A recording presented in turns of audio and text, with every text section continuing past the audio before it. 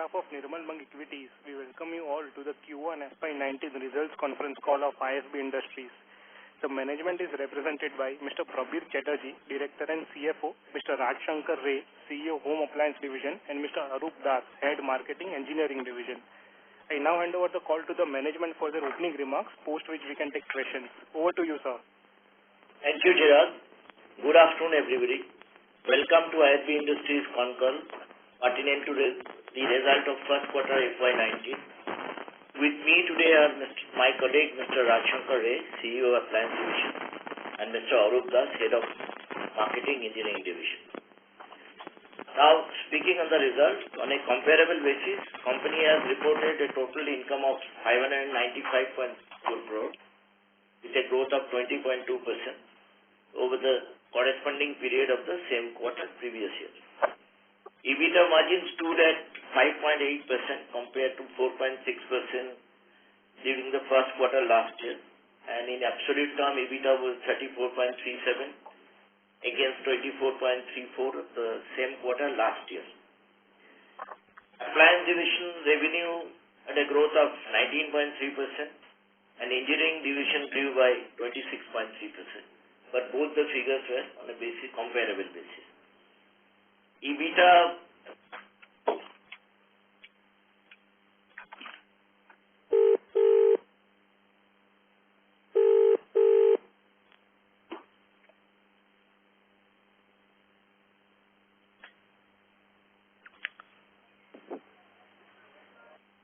We seem to have lost the line for management.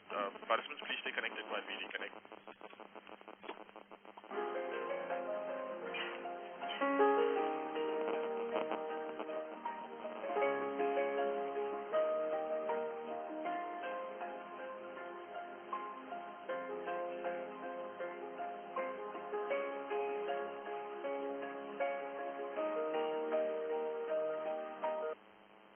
Participants, thank you for patiently holding your line. We have the line from Mr. Chatterjee reconnected. Over to you, sir.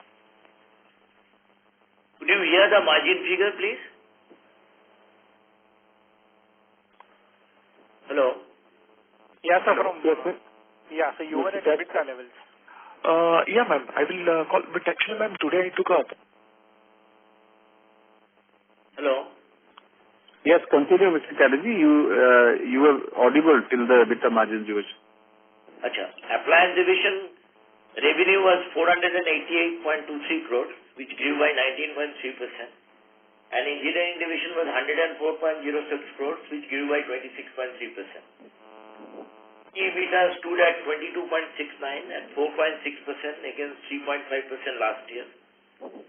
Engineering division has done substantially better at 16.92 or at 16.3% against 12.8% last year.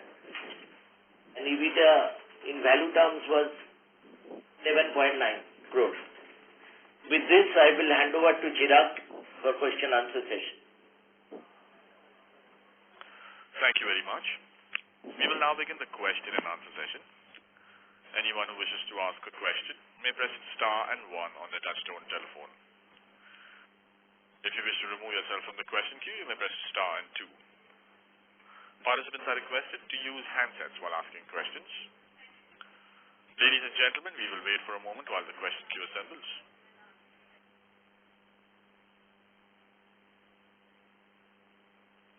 We have the first question from the line of Ankit Kedia from Centrum Broking. Please go ahead. Sir, just wanted your views on the increasing competitive intensity in the washing machine and the refrigerator space. We have seen Bosch Siemens launch their top load a couple of quarters back. Whirlpool is getting aggressive by launching in the mass premium range, and now Voltas is also expected to launch their washing machine. While we have always alluded that the competition was there historically, but this time probably next 2 years we could see hyper competition.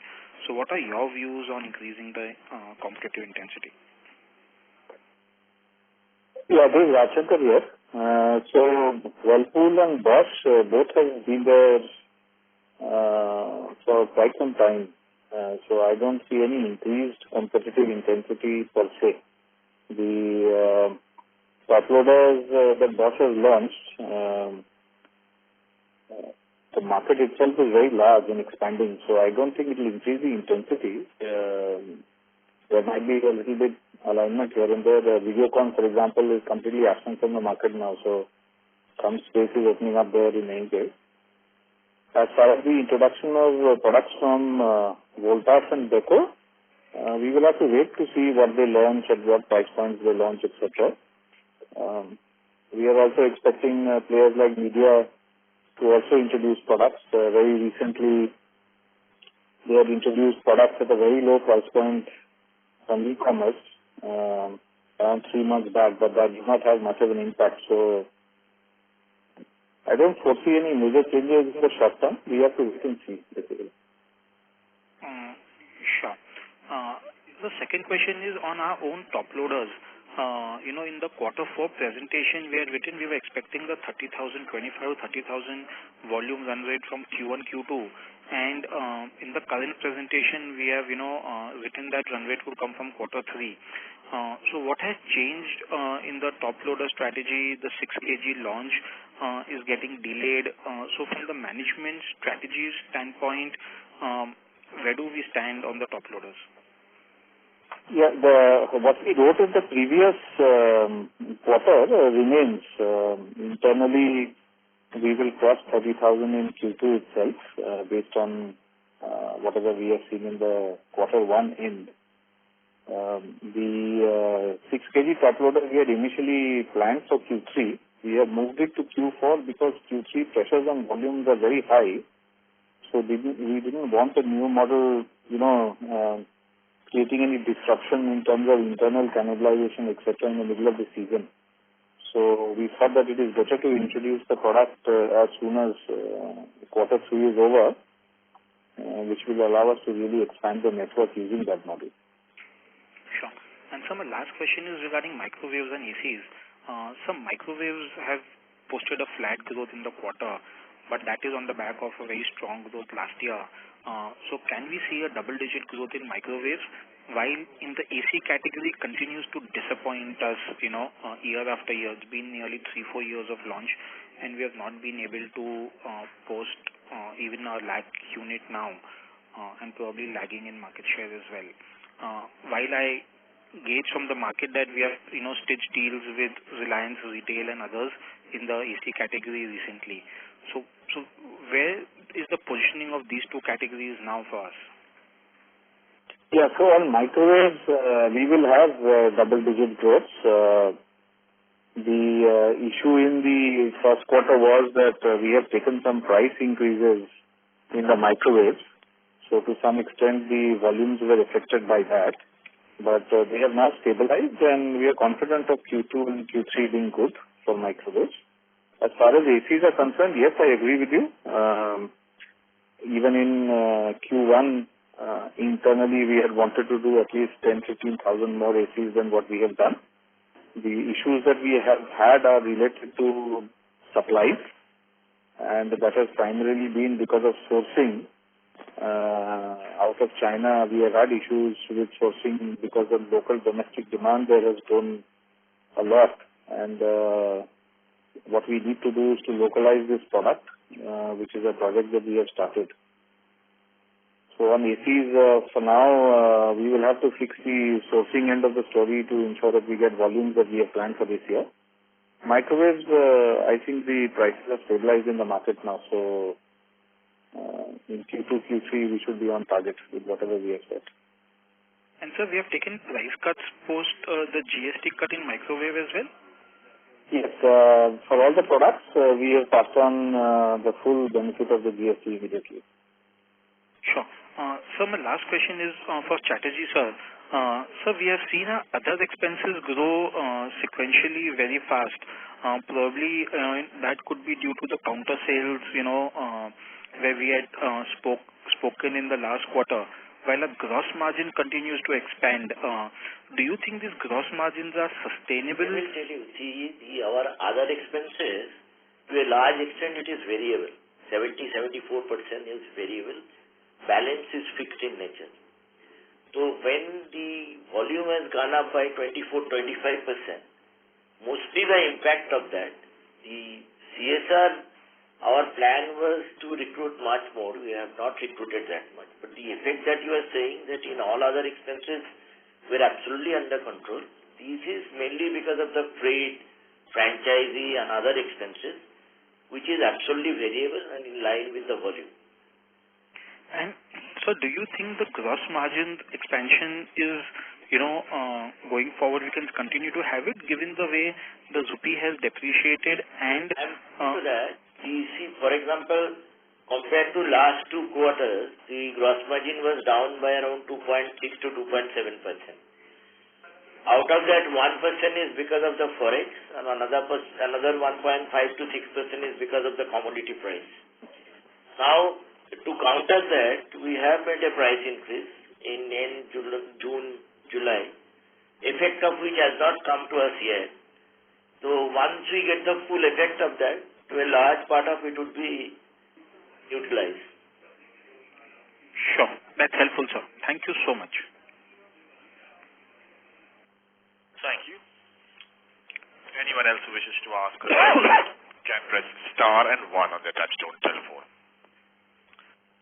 The next question is from the line of Ashish Kacholia from Lucky Investments. Please go ahead. Yeah, good afternoon, gentlemen. My question is basically regarding to our strategy on IFB points. In a world where consumers want to compare many products in a convenient location and the rising popularity of organized retailing, does it really make sense for us to keep investing in IFB points year after year? Are you finding enough return on capital employed that we are kind of putting into the IFB points business? Yeah, so this is Rajshankar. Good question. We think that it makes a lot of business sense to focus on the IFB points, and the primary reason is as follows, that at the end of the day, all the multi-brand outlets that you have will never completely display the product range that the company wants to showcase to customers. So if you look at IFB, there are many products that we need to grow far in excess of industry growth. Air conditioner is an example. Kitchen appliances is an example. We have a lot of cooking products that we want to showcase. So for us, the IFB points are a place where to the customers we are able to showcase the complete range. There are places where we have a lot of engagement with customers through cooking classes that we do every month. It is also a place where we showcase to our customers the consumable sides of the business that we have, which is the IFB Essentials brand, which has all the liquid detergents, stain removers, and all those sort of products. So yes, we think that it is important that we continue to focus on growing the IFB points. So on your question on return on capital, currently the IFB points account for 14-15% of the company's sales. We think that we can grow it to 20% plus over time. And the key challenge for the company is to work on the marketing side of the story to get more people to visit the IFB points so that we are able to have all the IFB points make money. Currently, 1/3 of them don't make enough money, and that is a problem that we need to fix. We have discussed this at length in a previous telecon as well. Does that answer your question, please? Yeah, I mean, what is the return on capital of the IFB points which are profitable? In that, what is the return on capital employed if you transfer the products to the IFB point at arm's length? So if you take a typical franchisee who runs an IFB point, and your question is what is the return on capital if the franchisee is healthy. So typically a franchisee would invest, let's say, about 2.5 to 3 lakh rupees in setting up the store in terms of civil work, lighting, etc. And you could add another 6 to 7 lakhs of stock. So that's about 10 odd lakhs. A good franchisee makes anywhere between 50,000 rupees to a lakh rupees a month. So if you calculate, the return on capital is actually quite fast. So this is after about 1.5 to 2 years at the max. And And this is after all his rental costs is what he makes Everything. return? Yes, yes. I'm factoring in rental. Typical rentals that we take for the size that we have, which is 400, 500 square feet, would vary between 30,000 to 70,000 rupees basically per month. Right. And how many of these IFB points are not making money currently? We have about 150, 160 odd, which still don't make enough money basically. And are these located in more expensive locations or in towns or nothing like that? Yes, a bulk of them are in the metros where the rentals are generally higher. Okay. But there are also IFB points in upcountry locations which have just opened, let's say 6 months, 8 months back, where the location has still not been established as far as the customers are concerned. So the footfalls are low, and therefore they are also basically not making enough money or losing money. So if these IFB points don't make money or they lose money, so I would assume that we would have to be compensating the franchisee for the loss, right? Because this would be a marketing expense on the company's part, right? So we don't compensate loss. I mean, we don't have any agreements like that. What we do is that we intensify efforts for marketing in terms of doing activities to draw customers into the stores. If you see it today, that any IFB point that typically crosses 1.5 to 2 years generally establishes itself. It's that initial year and a half where we try to do as much marketing as possible to get people into the store. Right. Got it, sir. Thank you very much. All the very best. Thank you. Participants who wish to ask questions may press star and 1 to join the question queue. Anyone else who wishes to ask questions can press star and 1. Next question is from the line of Chirag Muchala from Nirmal Bang. Please go ahead. Yes, sir. Firstly, can you provide the volume numbers for the 4 main categories in Q1 and the YOY figures? Chirag, the volume figure I will provide you separately, please. Okay. Okay. And sir, on any updates on the localization of the import content that you were doing in the front load washing machine? We were originally planning it to complete it by Q2 end. So are we on course? Yeah, we are fully on course. So for the set of models that we introduced in Q4, the localization is 100% done for the controllers. And for the second set of models which will be introduced in Q2 and Q3, we are also on track. Okay, so after Q2, basically the import content in front load will be down to something like 13-14%. That's right. That's right. And sir, any further plans on the launch of refrigerator and where are we in terms of, let's say, test marketing, etc.? See, the field trials are going along expected lines as on date. Like we had shared earlier, that in terms of all the internal evaluations being over, we expect that to be over by Q2. So at the end of this quarter, we will be in a position to share the plan. Okay. And sir, finally, what is the capex plans for the next 2 or 3 years, and any plans to increase the capacity of top load, front load washing machine and microwaves? Yes, Mr. Chatterjee, you can answer this, please. I will tell you. This year our plan is around 75 crores, 70 to 75 crores. Out of that, appliance is around 45 crores and 30 crores is from the engineering division. This is for the year, but we normally do not do for 2-3 years at a straight. We do 1 year at a go. Okay. And sir, for the main products like front load, top load, microwave, etc., what is the current rate of utilization and any plans to expand capacity there? Yeah, so Rashtrankar here, the capacity that we have created for front loaders now will be fully utilized this year, and it can be expanded further, and the top loader capacity also will be fully utilized this year. I'm talking about the single shift basis production. If it is required, we can also extend the second shift. Okay. Okay, sir, I'll join back in the queue for more questions. Thank you. The next question is from Mitul Mehta from Lucky Investment. Please go ahead. Yeah, good evening, sir. This is Mitul Mehta. Sir, my question to you is, One is, if you can talk a little bit more on this Ramson acquisition, how big, because this particular asset will fit our line of business in the industrial equipment side. And, we don't see too many players in this business. So how do you see this business scaling up over next 2 to 3 years? And what are the margins in this business? Second, sir, directionally, if you could just give us some sense of indication as to when do we, start hitting inflection point as far as our sales number goes in the home appliances business to, hit double-digit margins. Because we've seen companies like Whirlpool and all, obviously they are 2x in terms of size compared to us. They seem to be running a far efficient ship in terms of margins. Their margins are almost closer to 11.5%, 12%, and we are still at about 6.5%, 7%. So can you just elaborate on this? Okay. So I'll answer the first question, which is related to Ramson. IFB already has an industrial business, which is in two parts. One is laundry, and the other is dishwashing.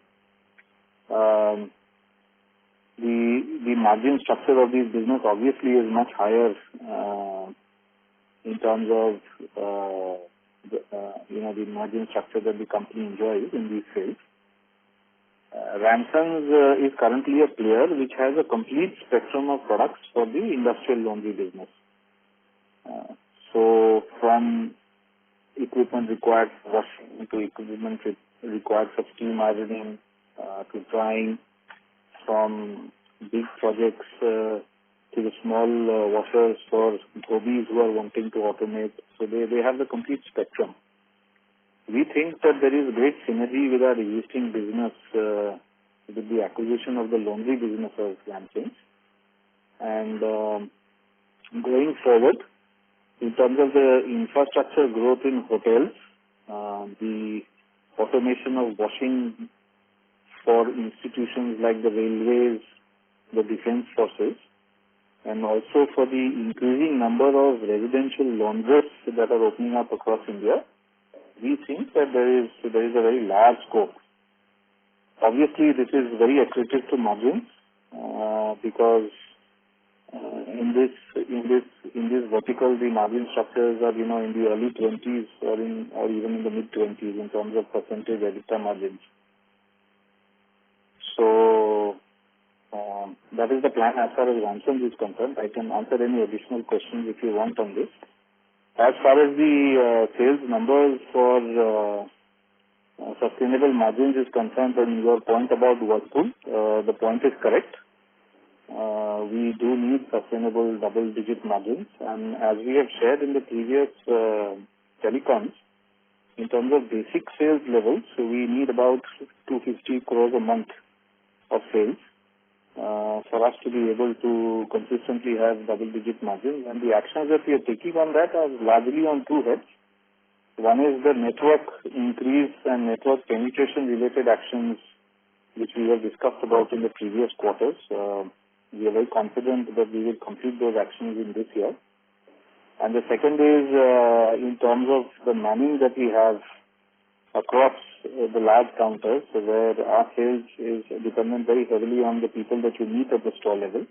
And generally, where we have our manning complete, so we tend to do very well in stores.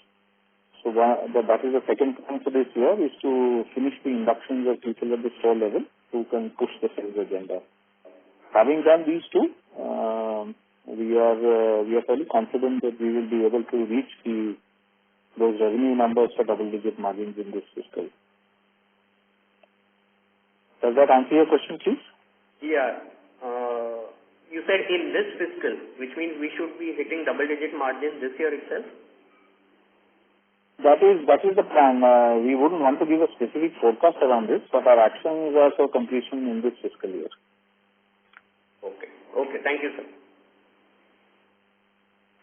Thank you. Next question is from Ankit Kedia from Centrum Broking. Please go ahead. So just wanted to know, our service franchisees, we are steadily increasing it quarter after quarter. So for the new player to come in, are these service franchisees, specific to us, or they do for multiple brands? And when competition comes in, new player comes in, do they set up their own service franchisees pan-India? How do that happen? Because service is the backbone of, at the front-end sales that happen. So how is this structure placed? So, 90% plus are dedicated to IFB, and we believe that this is a very big strength that we have in terms of the reach into the deep interiors and also in terms of reach to every nook and corner. New players tend to do two things. They tend to share franchisees. In our experience, sharing of franchisees has generally not been very successful as far as our industry is concerned. And the new players also tend to set up their own franchisees. But it's a long process, and it is definitely a strength that IFB has. Sure. So when a customer buys it, typically every city, would you have a service franchisee? Because else the customer would need to travel a lot, or the person would need to travel a lot for service repair. So how does that help? And across products, do we have only one service franchisee, or for multiple products we will have multiple service franchisees? So across products we have common franchisees. In some locations for air conditioners, we had created a separate service franchisee network. Some of the air conditioning franchisees are also shared with the other brands. What we are essentially doing is that we track PIN codes where we sell, and we are mapping franchisees to those PIN codes. So currently we are servicing about 15,000-16,000 PIN codes over a 1-year period, for example. So those 15,000-16,000 PIN codes are mapped to service franchisees. In 85-90% of the cases, the franchisee is very close to consumers. In about 10-15% of the cases, the franchisee would have to depute a technician to travel some distance to reach the consumer. But we are tracking distance to travel as well as PIN codes where we are selling and where we need to sell it. Sure. My next question is on the engineering division. Now, for the fourth consecutive quarter, we have seen a double-digit margin and a strong revenue growth. Now, what is driving this revenue growth, for last 4 quarters in the engineering division? And is this growth sustainable? Because the auto industry, per se, we are not seeing such a good growth where we are seeing. So, are we gaining market share that we are growing 20% plus in this division? Or are there any new products, components which we have added to our portfolio which is driving this growth and margins? Marup, will you answer, please?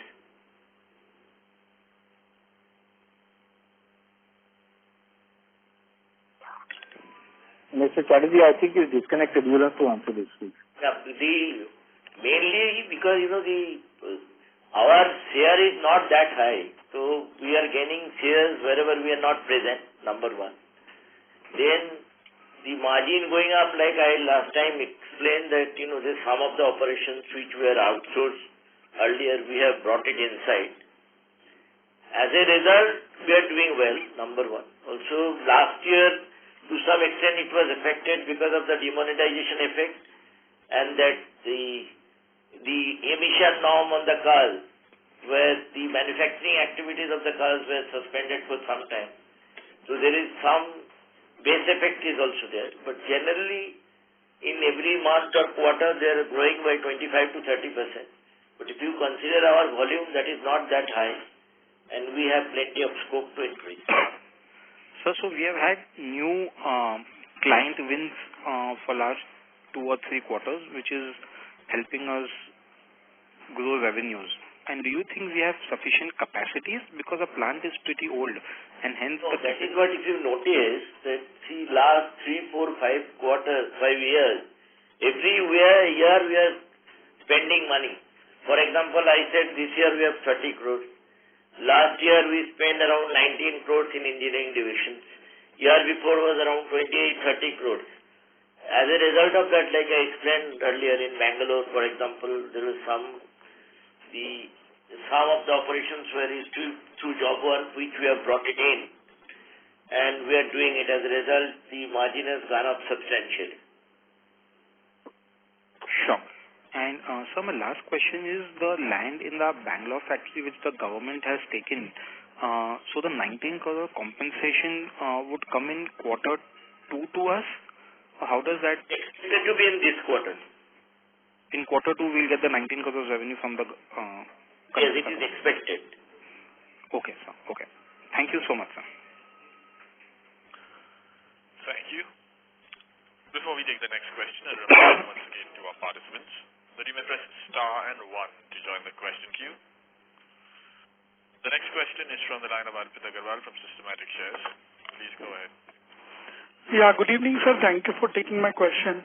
I have two questions. One, I wanted to understand the breakups of sales in terms of, how is our sales between, say, the tier 1 cities and the tier 2, tier 3 cities. So, what is the divide, if you can give some color? And second, sir, on the AC, so as you are getting into a much larger category and with lot more competition, what is your, say, 3 to 5 year target in terms of getting the market share in that once your supply chain stabilizes?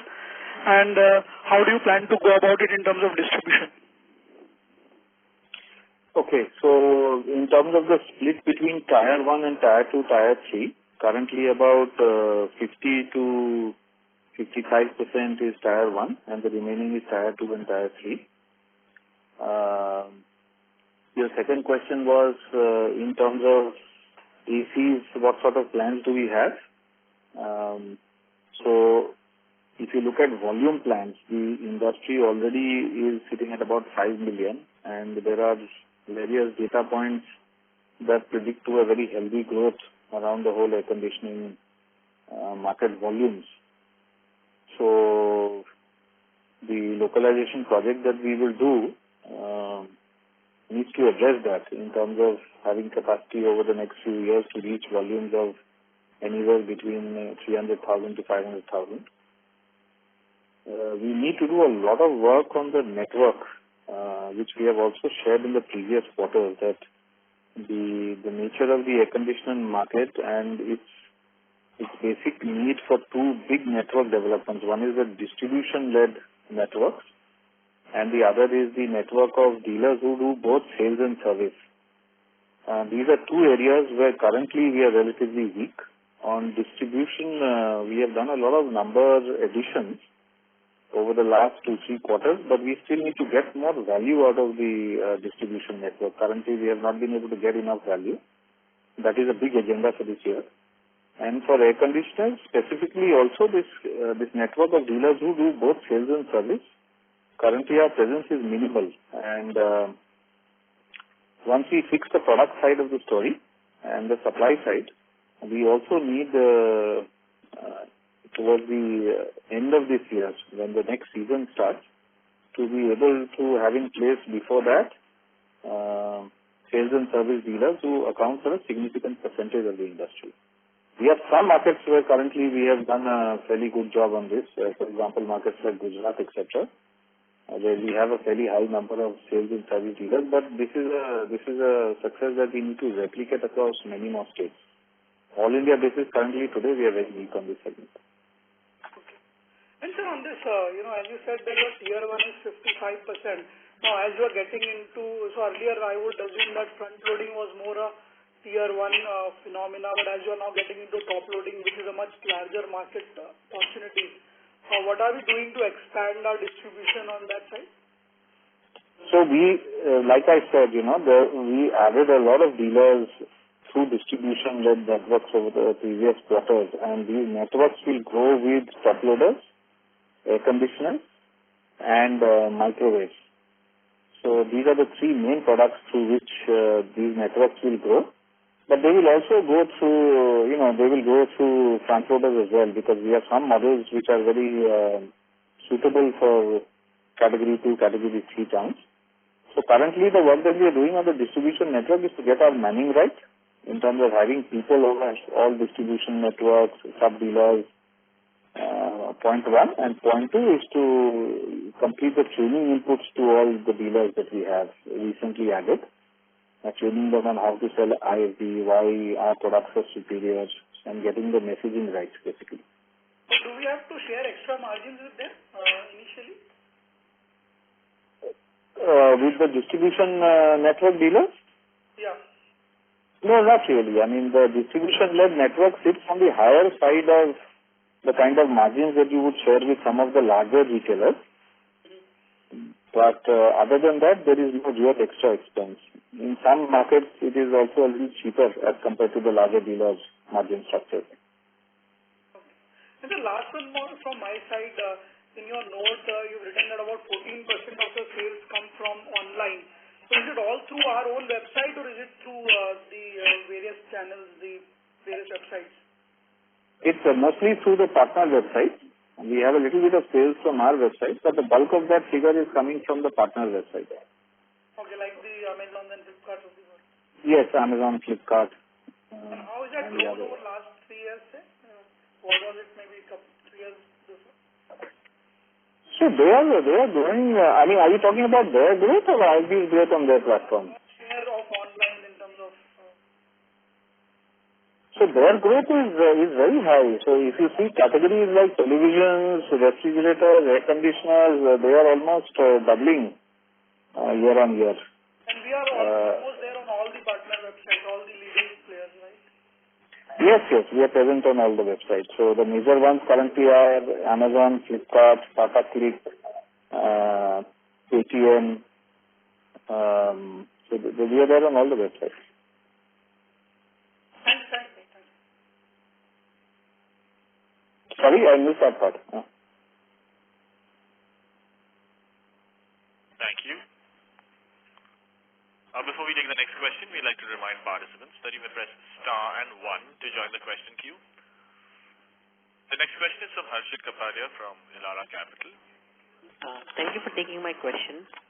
Sir, you had mentioned that you require a revenue of around 250 crore a month to reach a double-digit margin. Just wanted to get more insight into, let's say, and the reason for this would be because of your network expansion plan.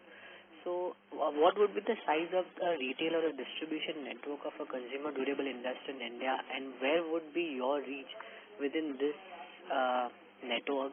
Let's say in urban as well as rural, if you can highlight, and where the scope is more from your side, sir. So the total size of the network is roughly around 28 to 30,000 retailers, retail counters. IFB was traditionally operating with about 4,500 retailers. We have added over the last 2-3 quarters around 10,000 more retailers. Okay. So the largest growth opportunity for IFB is to get proper extraction from these 10,000 odd retailers that have been put in place. Okay. If you look at the overall industry distribution of the 28,000-30,000 retailers, then if you categorize them between Tier 1 and Tier 2, Tier 3 markets, I think about 50% of them would be sitting in Tier 1 and the remaining 50% in Tier 2 and Tier 3. Okay. So for Yeah. Sorry, I interrupted you. Yeah, no, sir, you please go ahead. I interrupted you. Yeah, so the largest opportunity for us is to be able to really get proper extraction from the network that we've added recently. We are still to get that. Okay. And which you believe that will be done maybe over the next 1 year at least? Yes, correct. Okay. Okay, sir. Thank you and all the best, sir. Thank you. That was the last question in queue. As there are no further questions, I'd like to hand the conference back to Mr. Chirag Muchhala for closing comments. Thanks. I would like to thank the management for giving us the opportunity to host the call and to all the participants for your presence. Sir, would you like to make any closing comments? Thank you, Jeff. Thank you very much.